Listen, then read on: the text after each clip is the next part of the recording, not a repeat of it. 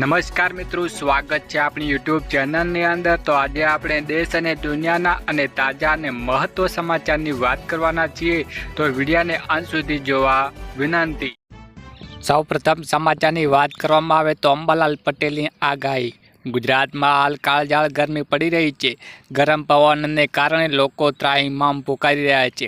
હવામાન વિભાગ અહેવાલ મુજબ કચ્છ જિલ્લાના જુદા જુદા વિસ્તારોમાં સિવિયર હીટવેવની સ્થિતિ જોવા મળી હતી।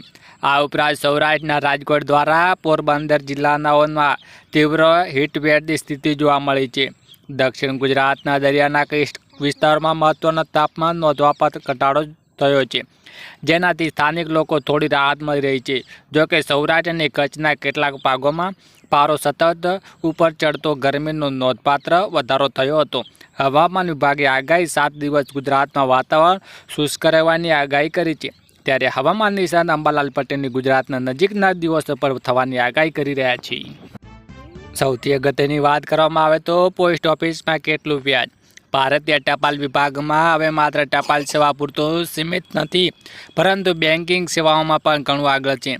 તે જાણીએ કે કદાચ નવાઈ લાગશે કે પોસ્ટ ઓફિસની બચત યોજના માટે બેંકોની સ્કીમ કરતાં પણ વધુ લોકપ્રિય છે, કારણ કે તેમાં વ્યાજ પણ સારું મળે છે અને પૈસાની પૂરી સુરક્ષા પણ રહે છે। આજે પણ આપણે વાત કરીશું કે પોસ્ટ ઓફિસમાં ડિપોઝિટ એફડી એટલે કે ટાઈમ ડિપોઝિટ ટીડી વિશે। જો તમે પોસ્ટ ઓફિસમાં 36 દિવસ એટલે કે 3 વર્ષ માટે 2 લાખ જમા કરાવો છો, તો તેની મુદત 7.1% દર વ્યાજે અને 3 વર્ષની મુદત પૂરી થવા પર તેમને મેચ્યોરિટી પર તમને 2,47,015 રૂપિયા પાછા મળે છે।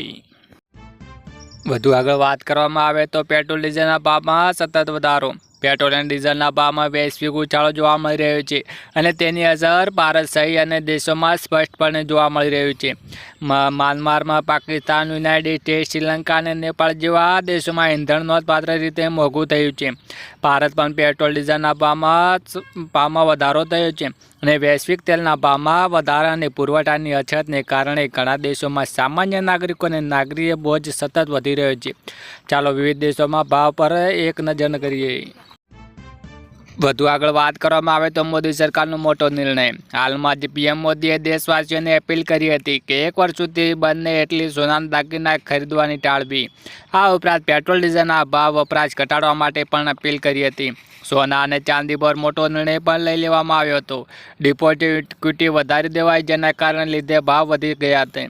એવા અનુમાનો થઈ રહ્યા છે કે સરકારે બીજો પણ કેટલાક ભરી શકે છે। કેન્દ્ર સરકારે હાલમાં જ સોના અને ચાંદી પર ડિપોઝિટ ડ્યુટીને 6 થી વધારીને હવે 15% કરી છે, જેથી કરીને સોના અને ચાંદી જેવી કિંમતી ધાતુઓની ખરીદી પર ફોરેક્સ રિઝર્વ ખર્ચો ઘટે। મીડિયા રિપોર્ટ મુજબ હવે વિદેશી બ્રોકરેજ ફર્મ નોમિલ ઇન્ડિયાએ કહ્યું કે આવનારા અઠવાડિયામાં અને મહિનામાં હજુ વધુ કેટલીક નીતિ જાહેર થઈ શકે છે।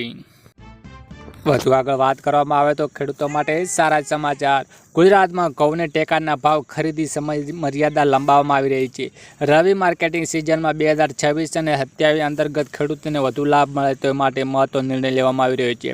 ઘઉં ખરીદીને અગાઉ સમય મર્યાદા 15 મે 2026 હતી, હવે નવી સમય મર્યાદા 15 જૂન 2026 સુધી વધારવામાં આવી છે। રાજ્યના નાગરિક પુરવઠા નિગમ દ્વારા સત્તાવાર જાહેર કરાઈ હતી। વધુમાં વધુ ખેડૂતોને ટેકાના ભાવે ઘઉં વેચી શકે છે। હેતુથી નિર્ણય લેવામાં આવી રહ્યો છે કે ખેડૂતો નજીકના ખરીદી કેન્દ્ર પર જરૂરી દસ્તાવેજો સાથે સંપર્ક કરવા અપીલ કરાઈ છે। વધુ આગળ વાત કરવામાં આવે તો ઘરે બેઠા બનાવો ફાર્મર આઈડી। ખેડૂતો માટે એક મહત્વપૂર્ણ અપડેટ છે। હવે પીએમ કિસાન યોજનાનો લાભ લેવા માટે ફાર્મર આઈડી ફરજિયાત કરવામાં આવી રહી છે, જેમાં સરકારી એગ્રીસ્ટેક પ્રોજેક્ટ હેઠળ દરેક ખેડૂતની ડિજિટલ ઓળખ બનાવી રહી છે।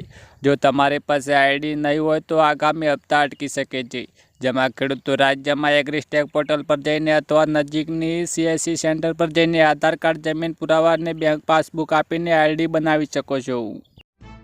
વધુ મહત્વની વાત કરીએ તો દીકરી માટે યોજના બનશે 1 લાખ રૂપિયાની। ગુજરાત સરકારની વાલી દીકરી યોજના દીકરીને ઉજ્જવળ ભવિષ્ય માટે આશીર્વાદ રૂપે છે। આ યોજના હેઠળ 1.10 લાખની સહાય 3 તબક્કે મળે છે, જેમાં દીકરી ધોરણ 1માં પ્રવેશ મેળવે ત્યારે 4,000 રૂપિયા, ધોરણ 9માં જાય ત્યારે 6,000 રૂપિયા અને 18 વર્ષની ઉંમરે 1 લાખ રૂપિયા મળે છે। વાર્ષિક 2 લાખ સુધીની આવક ધરાવતા પરિવારને પ્રથમ 3 દીકરીઓને આ લાભ મળે છે। લાભાર્થીઓને આંગણવાડીમાં કે ગ્રામ પંચાયતના જન્મ પ્રમાણની આવકના દાખલા સાથે અરજી કરવી. વધુ આગળ વાત કરવામાં આવે તો પેટ્રોલ ડીઝલ સસ્તું. ઈરાન યુદ્ધના કારણે દુનિયાભરમાં ઓઇલના ભાવમાં ભારે ઉછાળો જોવા મળી રહ્યો છે. આ દરમિયાન દુનિયાભરમાં 1 લીટર પેટ્રોલની કિંમત 2.25 રૂપિયાનો વધારો થયો છે, જેમાં 394.95 રૂપિયા સુધી પહોંચી ગઈ છે. એટલે કે પેટ્રોલની કિંમત ભારતની સરખામણીએ ક્યાં 44 ગણી સસ્તી તો ક્યાં 4 ગણી મોંઘી પણ થઈ છે. વધુ વાત કરવામાં આવે તો સોના ચાંદી સસ્તી. સોનું અને ચાંદીમાં અઠવાડિયામાં મોટો કડાકો નોંધાયો છે, જેમાં સોનું 1000 રૂપિયા અને ચાંદી 3000 રૂપિયા વધી સસ્તી થઈ છે.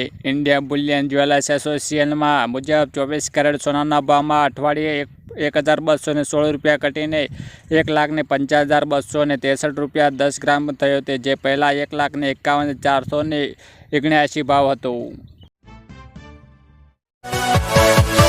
Yeah.